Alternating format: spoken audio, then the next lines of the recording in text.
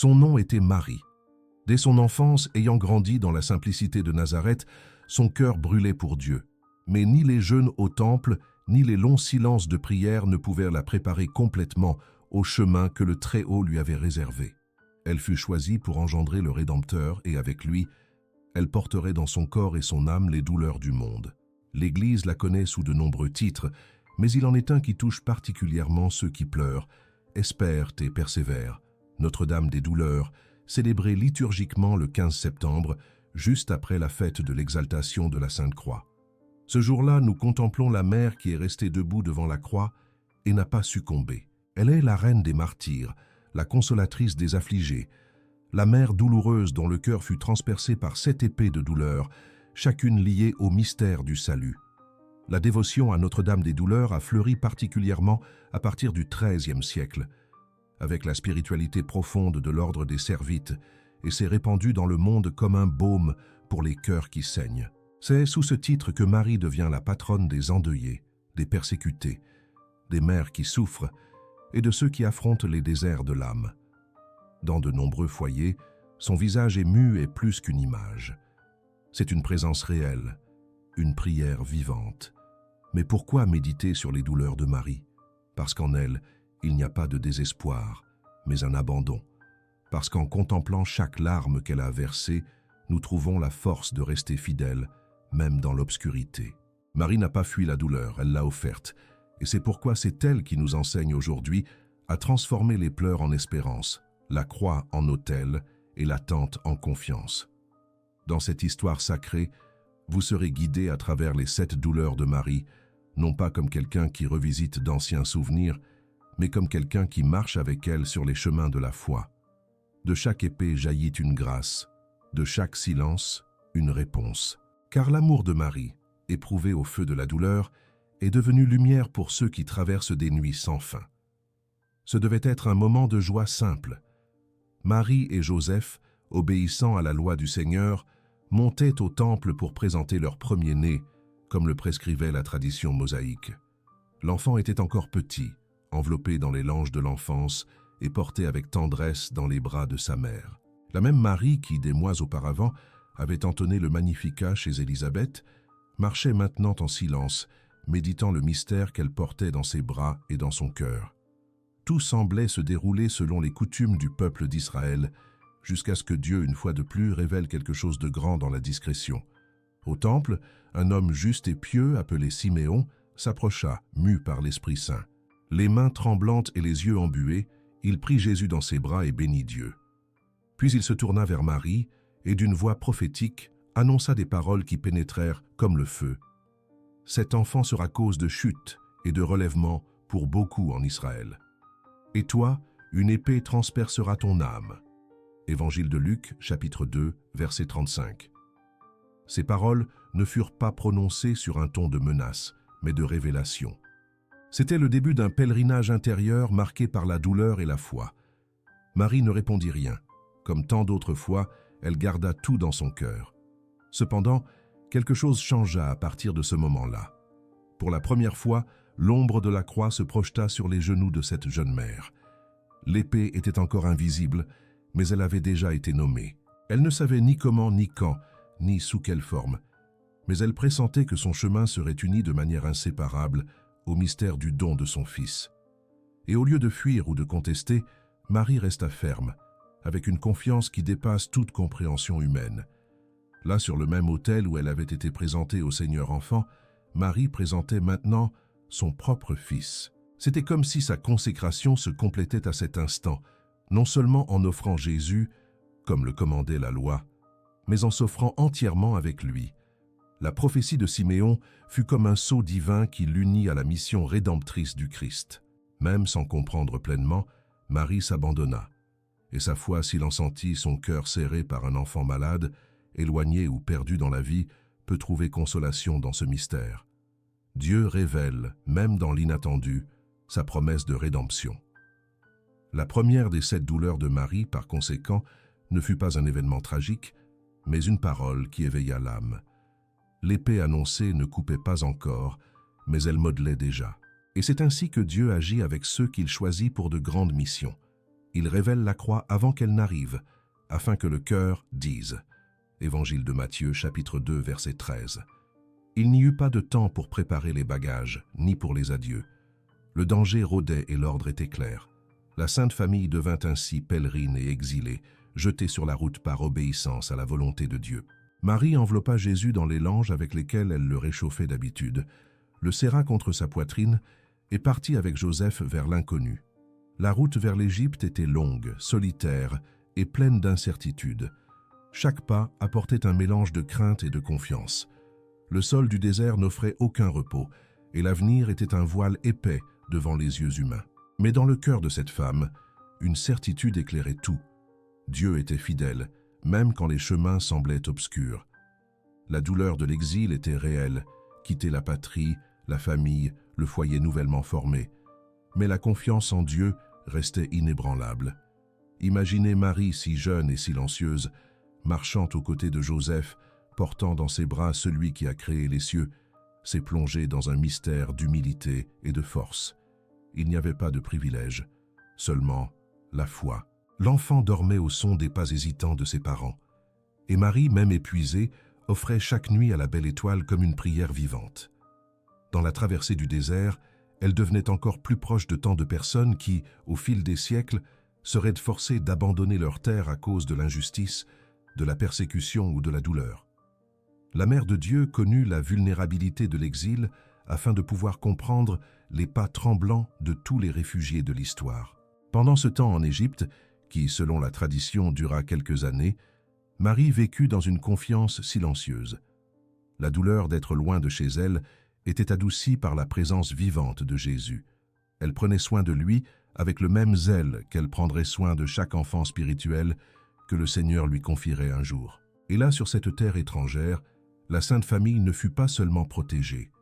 Elle fut une école d'espérance, un signe que même loin de ce qui est connu, Dieu prépare une place et soutient les siens. On ne sait pas grand-chose de cette vie en Égypte, mais on sait que la foi de Marie resta ferme, comme une lampe qui ne s'éteint pas. La prophétie de Siméon prenait un nouveau contour. L'épée qui un jour transpercerait son âme commençait à dessiner sa trajectoire en petites coupures de renoncement et de confiance. Chaque aube en exil était une réponse à l'appel du ciel, et chaque difficulté offerte en silence faisait de cette femme une terre fertile où la souffrance se transformait en rédemption. Lorsque le danger fut passé, l'ange parla de nouveau à Joseph, lui disant qu'il était maintenant sûr de revenir. Marie, le cœur docile, accueillit une fois de plus l'appel et retourna à Nazareth avec la même disposition qu'elle était partie. L'exil prenait fin, mais laissait des marques profondes dans l'âme de cette mère. La douleur de l'exil fut semée dans son cœur, mais comme tout ce qu'elle vécut, elle devint une semence de consolation pour tous ceux qui souffrent. Car celui qui a été étranger sur terre sait accueillir ceux qui, aujourd'hui, sont sans abri. Et celui qui a traversé des déserts avec foi peut enseigner aux autres à faire confiance à la présence de Dieu, même quand tout semble absent. La vie à Nazareth se déroulait dans la sérénité et le silence. Marie contemplait avec joie la croissance de Jésus, son Fils et Seigneur, accompagnant chaque geste, chaque parole, chaque souffle comme quelqu'un qui veille un mystère en pleine lumière du quotidien. Les douleurs qu'il avait déjà visitées, comme la prophétie de Siméon et la fuite en Égypte, semblaient maintenant reposer sous le voile du temps. Mais Dieu, dans sa pédagogie divine, permettrait encore une autre épreuve, l'absence. C'était le temps de Pâques, et comme tout juif fidèle, la Sainte Famille monta à Jérusalem pour les fêtes. Jésus avait 12 ans. Après la célébration, lorsque le groupe de pèlerins commença le voyage de retour, Marie et Joseph supposèrent que l'enfant était parmi les parents et les connaissances. Mais à la fin du premier jour de marche, en le cherchant, ils ne le trouvèrent pas. Le cœur de Marie fut saisi d'un tremblement qu'aucune parole n'est capable de traduire. Celui qu'elle avait engendré par l'œuvre de l'Esprit Saint, le Fils qui gardait des promesses éternelles, était absent. Commencèrent alors les 3 jours les plus angoissants de la vie de cette mère. 3 jours de recherche ininterrompue, de suppliques silencieuses, Dieu fatigué scrutant les rues et les visages sans le trouver. Chaque heure était une épée qui s'enfonçait plus profondément. Marie expérimentait non seulement l'absence physique de Jésus, mais aussi la sensation déchirante d'être sans but, sans réponse, comme tant de mères qui, au fil des siècles, ont aussi perdu leurs enfants à cause des dangers du monde, des mauvais choix, des silences de l'existence. La douleur de Marie était la douleur de toutes les mères. Le troisième jour, ils trouvèrent Jésus au temple, assis au milieu des docteurs, les écoutant et leur posant des questions. Marie, émue et soulagée, dit « Fils, pourquoi nous as-tu fait cela? Ton père et moi te cherchions angoissés. » Évangile de Luc, chapitre 2, verset 48. La réponse de Jésus fut sereine, mais enveloppée de mystère. « Pourquoi me cherchiez-vous? Ne saviez-vous pas que je dois m'occuper des affaires de mon Père ?» Évangile de Luc, chapitre 2, verset 49. Elle ne comprit pas entièrement, mais accueillit ces paroles comme quelqu'un qui recueille une semence qui germera encore. Cette douleur, celle de la perte et de la retrouvaille, devint l'une des plus profondes de Marie. Dans toutes les autres, elle était aux côtés de Jésus. Dans celle-ci, elle dut l'affronter en son absence. Et, précisément pour cette raison, cette douleur nous enseigne quelque chose d'essentiel. Que même quand Dieu semble distant, même quand le silence devient pesant, il est là où il doit être, accomplissant la volonté du Père. Marie nous révèle que la vraie foi n'exige pas d'explications immédiates, mais reste ferme, même quand le ciel semble caché. En revenant à Nazareth avec Jésus et Joseph, Marie gardait tout dans son cœur, comme le dit l'Évangile, Évangile de Luc, chapitre 2, verset 51. Il n'y avait pas de révolte, seulement un abandon. Il n'y avait pas de découragement, seulement une vigilance intérieure. Chaque pas fait avec le Fils était maintenant plus conscient, plus vigilant, plus uni au mystère. Cette troisième douleur la préparait aux nuits plus grandes qui viendraient encore, quand le Fils semblerait à nouveau distant, mais ne cesserait jamais d'être Dieu présent. C'était le matin à Jérusalem. La ville, habituée au bruit des marchés et aux litanies des pèlerins, se remplissait maintenant de sons différents. Murmures, pas pressés, ordres rudes, larmes contenues. Dans cette foule qui suivait les rues étroites en direction du Golgotha, il y avait une femme en silence. Son visage portait la fatigue d'une nuit blanche et le poids d'une douleur qu'aucun langage humain ne peut expliquer. C'était Marie, la mère, qui cherchait parmi la foule les traits de son fils. Soudain, ses yeux le rencontrèrent. Au milieu des cris et de la poussière soulevée par le cortège, entre les regards curieux et les pierres du chemin, Marie vit Jésus portant la croix. Ce ne fut pas seulement un regard, ce fut une plongée profonde entre deux âmes qui s'étaient déjà rencontrées à Bethléem, en Égypte, à Nazareth. Maintenant, sur le chemin de la douleur, cette rencontre devenait un autel. Les yeux du Fils, marqués par l'abandon, touchèrent les yeux de la mère, marqués par la fidélité. Et là se produisit un miracle silencieux. Marie ne s'évanouit pas, ne s'enfuit pas, ne cria pas. Elle resta debout. La tradition de l'Église nous présente cette scène comme l'une des plus émouvantes du chemin de croix, représentée à la 4e station. Mais plus qu'un moment de dévotion, il s'agit d'une révélation spirituelle. Ce regard entre la mère et le Fils a uni le ciel à la terre au moment où l'humanité semblait plongée dans l'obscurité. Marie ne pouvait pas soulager le poids de la croix, mais elle pouvait le soutenir par sa présence. Jésus, en la voyant, ne trouva pas seulement du réconfort, mais la confirmation que son sacrifice n'était pas vain.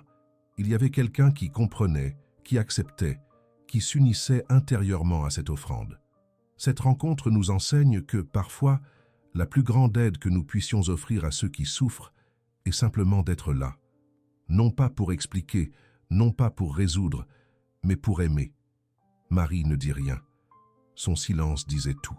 Ses larmes ne demandaient pas justice, mais annonçaient la rédemption. Et Jésus, même déchiré, trouva en elle l'image vivante de la fidélité jusqu'au bout. Elle était la mère des douleurs, oui, mais aussi la mère de la persévérance, celle qui n'abandonnerait jamais le Fils, même quand le chemin deviendrait chemin de croix. Combien de mères, au cours de l'histoire, ont croisé les regards de leurs enfants dans les hôpitaux, les tribunaux, les chemins de la dépendance ou des mauvais choix? Combien de fois un simple échange de regards a-t-il été tout ce qui restait? Et combien de fois ce regard, même en silence, a-t-il porté une force que le monde ne comprend pas?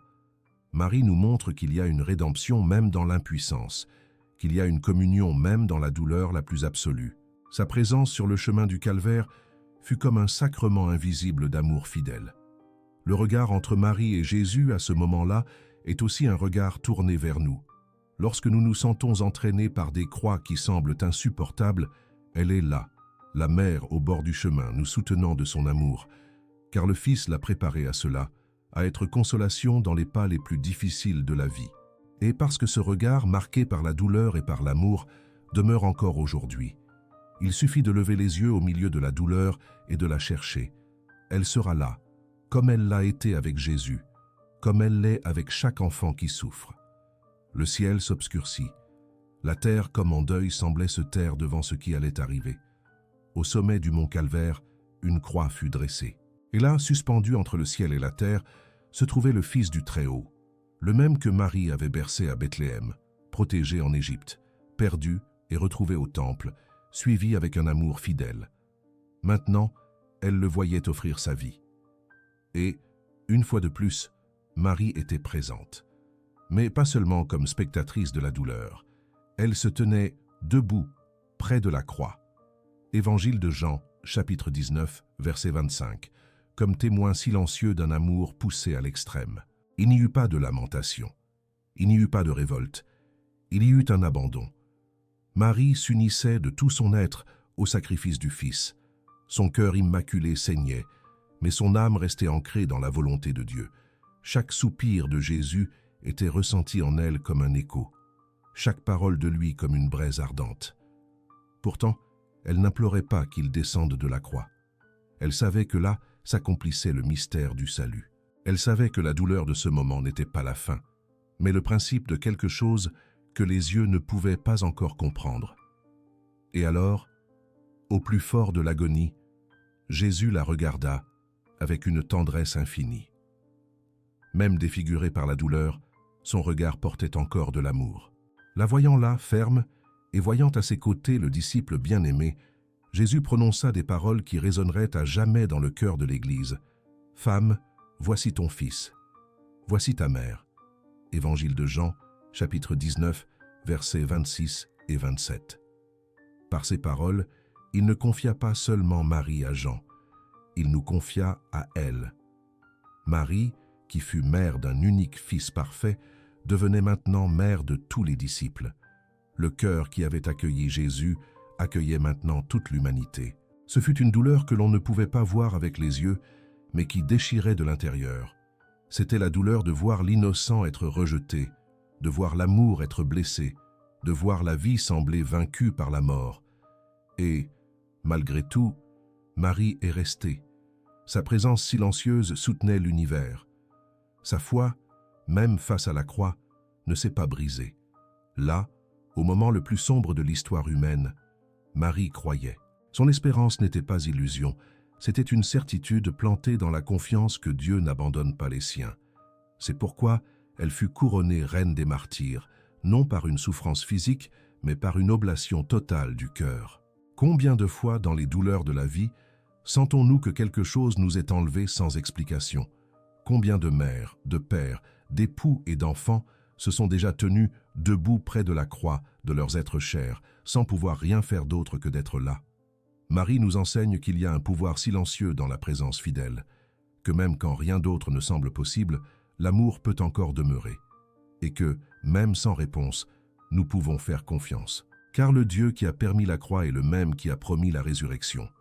Marie, debout près de la croix, nous montre que la vraie foi ne plie pas devant la douleur, mais la transforme, et que l'amour fidèle, même silencieux, a la force de soutenir le monde. La croix était maintenant silencieuse. Le corps de Jésus, déjà sans vie, pendait immobile, comme une lampe qui s'éteint à la fin de la nuit. La terre avait tremblé, le ciel s'était obscurci, et l'espérance semblait avoir été engloutie par la mort. Mais là, au pied de la croix, Marie restait. Son regard fixé sur le Fils pendu n'était pas de désespoir, mais d'adoration blessée. Elle savait que ce corps, même défiguré, était encore le Verbe fait chair. Même dans le silence de la mort, la présence de Dieu demeurait. Avec l'autorisation des autorités, quelques disciples fidèles retirèrent le corps de Jésus de la croix. Et quand il fut finalement placé dans les bras de Marie, le monde contempla l'un des moments les plus sacrés de l'histoire du salut. Celle qu'il avait accueillie en son sein lors de l'annonce de l'ange, qu'il avait bercée à Bethléem, protégée en exil et formée en silence au fil des ans, le recevait maintenant de nouveau, non pas comme un enfant, mais comme un sacrifice consommé. Marie l'accueillit comme avant, avec tendresse et révérence. Mais maintenant, ses mains tremblantes touchaient les marques de la rédemption. Ses doigts parcoururent comme une prière les blessures du corps de son fils. Non pas pour se lamenter, mais pour s'unir encore plus à l'offrande qu'il avait faite. Chaque plaie était, pour elle, une semence de salut. Et même au milieu de la douleur qu'aucune mère ne devrait connaître, Marie offrait ce moment au Père avec le même fiat de l'Annonciation. C'était comme si elle disait à nouveau « Voici la servante du Seigneur ». Cette scène toucha si profondément le cœur des fidèles qu'elle traversa les siècles sous forme d'art, de prière et de contemplation. L'image de la Pietà, sculptée par Michel-Ange, devint une icône universelle de la compassion. En elle, Marie n'est pas révoltée, mais abandonnée. Son visage exprime la douleur, mais aussi la paix de celle qui croit que l'histoire n'est pas encore terminée. La mère douloureuse avec le fils dans ses bras est pour nous tous un signe que l'amour n'est pas vaincu par la mort. Combien de pères et de mères ont déjà tenu dans leurs bras les corps fragilisés de leurs enfants? Que ce soit par la maladie, la dépendance, l'abandon ou des adieux douloureux, combien de fois la seule réponse face à la souffrance a-t-elle été le silence et les pleurs? Marie, à cette heure-là, devint le miroir de tous ceux qui souffrent sans comprendre, mais choisissent de faire confiance. Sa douleur n'était pas vide, elle était un autel, et ses genoux, même dans le deuil, étaient un trône d'espérance. Dans la descente de la croix, Marie nous enseigne que même la perte la plus déchirante peut être vécue comme une offrande, que l'amour ne meurt pas, mais se transforme, et que toute douleur unie au Christ a une valeur éternelle. Son cœur, bien que transpercé, restait fidèle, car là, même avec le Fils mort dans ses bras, Marie croyait encore. Quand le soleil commençait à se coucher, marquant le début du sabbat, le corps de Jésus fut enveloppé à la hâte dans des linges et des parfums, selon les coutumes de l'époque. Joseph d'Arimathie, avec révérence, céda un tombeau neuf creusé dans le roc, dans un jardin près du calvaire. Marie suivit le petit cortège, chaque pas marqué par une dignité douloureuse. Il n'y avait pas de foule, ni de lamentation publique. Seulement la présence discrète de quelques fidèles et de la mère, qui, même déchirée, n'abandonna pas son fils, pas même après le dernier souffle. La pierre fut roulée à l'entrée du sépulcre. La séparation était consommée. Aux yeux du monde, tout se terminait là. Le Messie était mort, et avec lui semblaient ensevelies les espérances de ceux qui l'avaient suivi. Mais dans le cœur de Marie, quelque chose résistait. C'était le samedi saint, le jour le plus silencieux de l'histoire du salut. Un jour sans miracle, sans consolation, sans parole, et pourtant le plus fécond de tous, car en lui, la foi fut éprouvée comme l'or au feu, et Marie continua de croire. Tandis que les disciples se dispersaient, pris par la peur et le doute, Marie s'assit devant le tombeau. Non pas pour veiller la mort, mais pour attendre la vie. Ses pleurs étaient prières. Son silence était abandon. Son cœur, bien que brisé, soutenait la promesse. Elle ne savait pas ce que serait le lendemain, mais elle avait confiance que Dieu agirait encore. La prophétie d'Isaïe lui venait peut-être à l'esprit. Il a été mené comme un agneau à l'abattoir, mais il verra la lumière et sera satisfait. Livre du prophète Isaïe, chapitre 53, versets 7 et 11. Même sans comprendre tous les chemins du Très-Haut, Marie disait oui une fois de plus, dans l'obscurité de l'attente. Combien de fois vivons-nous ce samedi dans notre vie spirituelle? Des moments où tout semble avoir pris fin, où la prière semble sans réponse et le silence de Dieu pèse comme une absence. Marie connaît cet endroit. Elle a traversé la nuit obscure de la foi et malgré tout, n'a pas abandonné le Seigneur. Là, devant la pierre fermée, elle est devenue mère de l'espérance, car seul celui qui croit dans l'obscurité peut chanter avec vérité la lumière de la résurrection. Dans l'iconographie chrétienne, ce moment est rarement représenté, peut-être en raison de sa nature cachée. Mais spirituellement, il est l'un des plus profonds. Marie vivant le deuil sans désespoir, la douleur sans méfiance, le silence sans abandon. Cet ensevelissement fut pour elle le dernier geste d'offrande. Les mains vides, elle offrait à Dieu tout ce qu'elle avait, et le cœur en flamme, elle attendait le nouveau jour. Le samedi saint est le jour de ceux qui attendent sans voir. Et Marie, devant ce tombeau fermé, est devenue la maîtresse de cette attente. Sa douleur ne criait plus, elle priait. Son amour ne retenait plus, il offrait.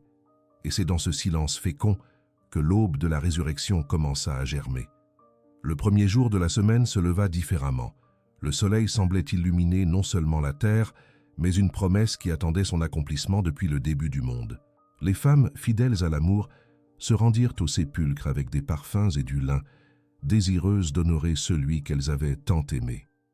Elles trouvèrent la pierre enlevée, le tombeau vide, et, au lieu du silence de la mort, elles entendirent la voix de la vie. « Pourquoi cherchez-vous parmi les morts celui qui est vivant? Il n'est pas ici, il est ressuscité. » Évangile de Luc, chapitre 24, versets 5 et 6. La nouvelle se répandit comme un vent nouveau. Jésus avait vaincu la mort. Il n'y a pas de mention explicite dans l'Évangile d'une apparition du ressuscité à Marie, sa mère. Mais la tradition de l'Église, avec sagesse spirituelle, a toujours considéré cette rencontre comme certaine, bien que voilée. Car comment le Fils glorieux aurait-il pu ne pas consoler la mère qui était restée avec lui jusqu'à la fin? Si Jésus est apparu à Marie-Madeleine, à Pierre et aux disciples d'Emmaüs, combien plus n'aurait-il pas dû apparaître d'abord à celle dont le cœur avait été modelé dans le même silence rédempteur du samedi saint? Marie ne courut pas au sépulcre. Elle attendait. Elle savait au plus profond de son âme que la promesse n'avait pas été oubliée. Ses larmes n'avaient pas été inutiles. Sa veillée n'avait pas été vaine. La lumière jaillissait maintenant de la croix elle-même, et le tombeau qui gardait auparavant la douleur devenait un signe de victoire. Chacune des 7 douleurs qui avaient transpercé son âme commençait à se transfigurer. L'épée demeurait, mais maintenant enveloppée de gloire. La mère des douleurs devenait aussi la mère de l'espérance. Son cœur, auparavant réduit au silence par la perte, palpitait maintenant de la certitude de la vie éternelle. Jésus avait dit « Je suis la résurrection et la vie. Celui qui croit en moi, même s'il meurt, vivra. » Évangile de Jean, chapitre 11, verset 25. Et Marie avait cru, même quand tout semblait nier l'espérance. Maintenant, elle contemplait, même en silence, même sans registres écrits, la plénitude de la promesse accomplie. Il est réconfortant de penser que les yeux de Marie furent les premiers à contempler l'éclat de la résurrection. Que ses mains qui avaient tenu le Fils mort l'aient peut-être maintenant touché vivant, glorifié. Que l'étreinte, silencieuse comme toute sa vie, a scellé la fidélité d'une mère qui n'a jamais abandonné. À cette heure, toutes les douleurs se sont transformées en lumière. Et cette lumière continue de briller pour chacun de nous qui traversons les nuits de l'âme. À qui a perdu quelqu'un et pense que tout s'est terminé avec l'adieu, Marie nous dit « L'histoire ne s'arrête pas au tombeau. » À ceux qui pleurent, elle enseigne « Aucune larme n'est inutile si elle est offerte avec foi. » À ceux qui vivent la solitude, elle murmure « La présence de Dieu se cache parfois dans le silence, mais elle n'abandonne jamais. » La résurrection est le point culminant de l'histoire du salut, et Marie était là, comme elle l'a été à chaque étape.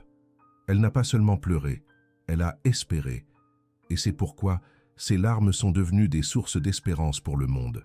Le cénacle était de nouveau rempli. Mais maintenant, ce qui était auparavant un lieu de peur et de portes fermées était devenu un espace de prière persévérante. 40 jours après la résurrection et 10 jours après l'ascension de Jésus au ciel, les disciples étaient réunis comme il l'avait ordonné, attendant l'accomplissement de la promesse. « Restez dans la ville jusqu'à ce que vous soyez revêtus de la force d'en haut. » Évangile de Luc, chapitre 24, verset 49. Et parmi eux, il y avait Marie, silencieuse comme toujours, mais essentielle comme jamais. Elle n'était pas seulement la mère de Jésus, elle était maintenant la mère de l'Église naissante. Ces hommes, auparavant incertains, se fortifiaient par sa présence, elle qui avait déjà traversé tant de nuits de foi. Marie ne prêchait pas, ne discutait pas, ne dirigeait pas en parole. Elle priait, et sa prière, unie à la leur, formait un seul cœur en supplication. C'est là que l'Esprit Saint promis par Jésus descendit comme des langues de feu sur tous.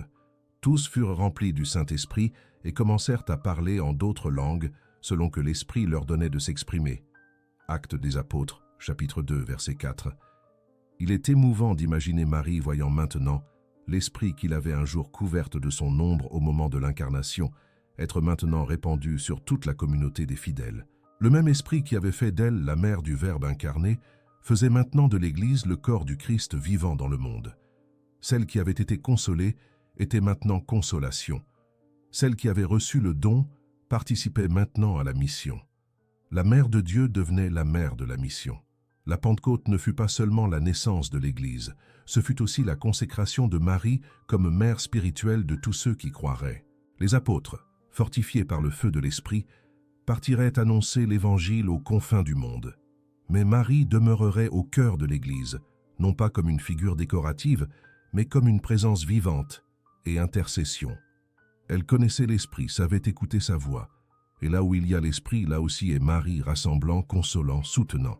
Combien de communautés, de familles et de cœurs ont déjà expérimenté cette Pentecôte silencieuse, lorsque, au milieu de la confusion et de la peur, la prière apporte consolation et direction. Lorsque, dans le chaos de la vie, quelqu'un reste en prière comme Marie, l'Esprit trouve un espace pour agir. Elle nous enseigne que le cœur en supplication est le berceau de toute rénovation spirituelle. Marie à la Pentecôte est la preuve que sa mission ne s'est pas terminée avec la vie terrestre de Jésus. Au contraire, elle s'est étendue. Celle qui fut un jour appelée pleine de grâce déborde maintenant de cette grâce sur les enfants de l'Église. Et là où elle est, l'Esprit agit avec douceur et puissance. Sa présence au Cénacle nous garantit que nous ne sommes jamais seuls. Car la mère qui a vécu les douleurs de la croix est aussi celle qui prépare et fortifie ceux qui annoncent la vie nouvelle. Les années passèrent, et l'Église se répandit comme une flamme vive sur la terre. Les apôtres partirent en mission, l'Évangile fut annoncé au milieu des persécutions et des miracles, et le monde commençait à être transformé par la croix et la résurrection. Au cœur de cette nouvelle histoire demeurait Marie déjà âgée, recueillie en prière constante, vivant comme la servante du Seigneur qui n'avait jamais cessé de se donner. Sa mission visible était terminée, mais sa maternité spirituelle mûrissait dans le silence. Vint alors le temps de son départ. La tradition de l'Église nous transmet avec une profonde révérence le mystère de la dormition de la bienheureuse Vierge. Marie n'a pas connu la corruption du corps, car celui qu'elle a engendré avec amour et pureté ne permettrait pas que sa mère soit touchée par la décadence. Sa mort ne fut pas comme celle des hommes ordinaires, mais un endormissement tranquille, enveloppé de paix. Entourée par les disciples et enveloppée par la présence de l'Esprit, Marie a remis son âme au Père avec la même confiance qu'elle avait un jour dit « Voici la servante du Seigneur ». Évangile de Luc, chapitre 1, verset 38. La douleur de la séparation fut vaincue par la certitude de l'union éternelle. Les cieux, qui un jour étaient descendus pour l'habiter, s'ouvraient maintenant pour l'accueillir. C'est pourquoi l'Église professe avec amour le dogme de l'Assomption. Marie fut élevée au ciel en corps et en âme. Elle, qui fut la première demeure du Verbe incarné, participe maintenant pleinement à la gloire du ressuscité. Et là, sur le trône aux côtés de son Fils, elle fut couronnée reine du ciel et de la terre, mère glorieuse de tous les vivants. Cette victoire ne nie pas ses douleurs, elle les assume et les transfigure. Les larmes qui un jour coulèrent au calvaire sont devenues des perles éternelles d'intercession. L'épée qui transperça son âme s'est transformée en sceptre de compassion. La mère douloureuse, unie au mystère de la croix, est aussi la femme vêtue du soleil, couronnée d'étoiles, qui apparaît dans l'Apocalypse comme un grand signe dans le ciel. Livre de l'Apocalypse, chapitre 12, verset 1. Son Assomption est la preuve qu'aucune douleur offerte à Dieu ne se perd. Et parce qu'elle est au ciel, Marie ne s'est pas éloignée de nous. Au contraire, elle est encore plus proche. Elle intercède, console, conduit, visite les cœurs affligés avec sa tendresse silencieuse. Combien de témoignages, d'apparitions, de grâces et de guérisons au fil des siècles sont le reflet de cette présence maternelle qui ne s'absente jamais. La mère glorifiée continue la mission de rassembler les enfants, de les soutenir dans la foi, de les conduire à son Fils. L'Assomption de Marie nous révèle que le destin de l'humanité rachetée n'est pas le sépulcre, mais la vie éternelle, que l'histoire de douleur peut se terminer en gloire, que celui qui reste fidèle sera exalté. Marie n'a pas vécu de privilèges pour elle-même, mais pour nous montrer le chemin à tous. Et sa dernière douleur, le détachement du monde, est devenue la plus grande victoire. Car là où elle est arrivée, nous sommes aussi appelés à arriver. Au fil des siècles, le cœur des fidèles a appris à trouver en Notre-Dame des douleurs un refuge sûr dans les tempêtes de la vie. Elle, qui a vécu le silence des nuits les plus sombres et est restée ferme au pied de la croix, est devenue la compagne inséparable de tous ceux qui souffrent. Son image a traversé les frontières, les langues et les cultures, consolant les peuples, guérissant les âmes, inspirant des œuvres de miséricorde. La dévotion à ces 7 douleurs s'est répandue non comme une exaltation de la souffrance, mais comme un chemin de rédemption et de sens. Ce fut l'ordre des Servites, fondé au XIIIe siècle, qui promut le premier cette méditation profonde sur les douleurs de Marie. Inspirés par l'Esprit Saint, ces serviteurs de Marie comprirent qu'en contemplant chaque douleur de la mère, le cœur humain s'ouvrait à mieux comprendre la passion du Fils. La dévotion grandit, et l'Église, en mère sage, accueillit ce trésor spirituel.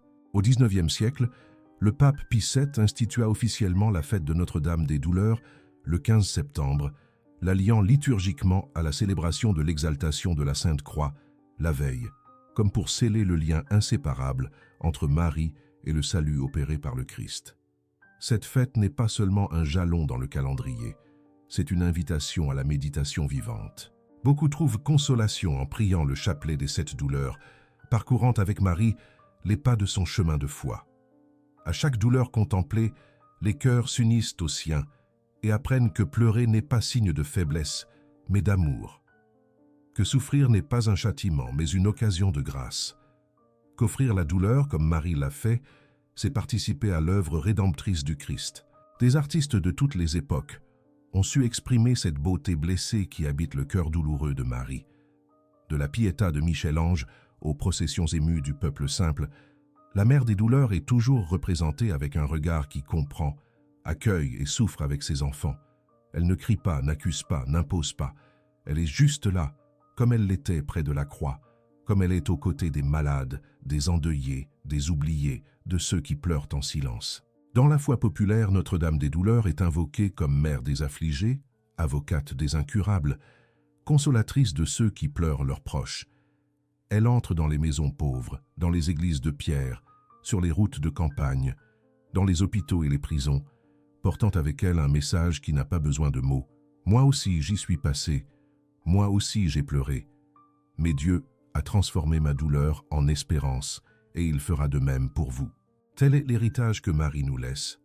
Non pas une vie sans douleur, mais une foi qui transforme chaque larme en semence d'éternité. Notre-Dame des Douleurs est plus qu'une dévotion. C'est une réponse, la réponse de Dieu à nos nuits sombres. La présence qui console quand personne d'autre ne comprend. Les genoux qui n'ont pas besoin d'expliquer, mais seulement d'accueillir. Car en contemplant ces douleurs, nous découvrons que l'espérance ne naît pas de l'absence de souffrance, mais de la fidélité qui demeure même dans la souffrance.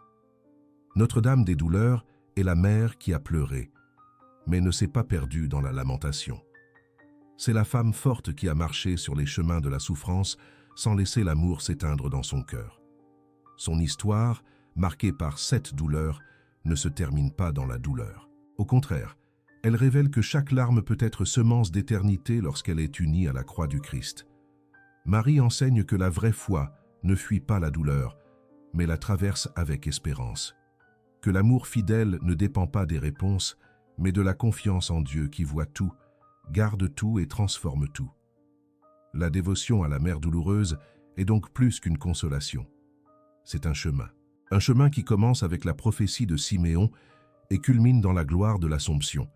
Un itinéraire de foi qui passe par l'exil, par la perte, par l'abandon, par l'attente, et enfin par la victoire. Qui contemple Marie apprend à ne pas abandonner. Apprend à espérer même quand le tombeau semble scellé. Apprend à aimer sans exiger d'explication.